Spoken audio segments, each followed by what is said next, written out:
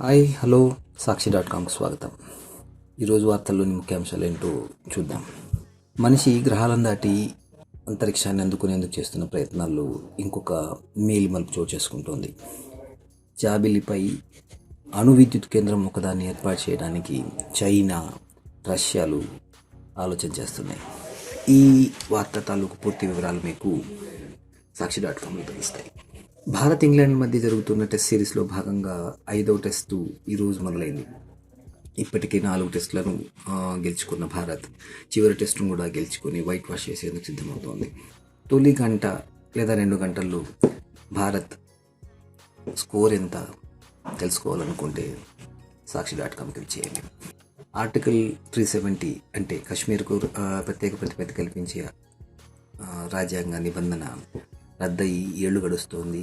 ఆ తరువాత మొట్టమొదటిసారి ప్రధాని నరేంద్ర మోడీ కశ్మీర్ సందర్శించాడు. ఆ సందర్శన తాలూకు వివరాలు సాక్షి.comలో కనపడతాయి. రష్యా, ఉక్రెయిన్ల మధ్య యుద్ధం 2 ఏళ్లుగా నడుస్తోంది. ఇందులో ఓ హైదరాబాద్ వాసి ప్రాణాలు కోల్పోయాడు. ఎందుకు, ఎలా, ఏమిటి అని తెలుసుకోవాలనుకుంటే సాక్షి.comకి రండి.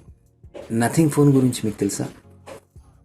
పేర్లోనే నథింగ్, కానీ ఇది అత్యాధునికమైన smart phone. Nothing phone 2A మార్చి 12న విడుదలవుతోంది. దాని తాలూకు వివరాలు సాక్షి.comలో.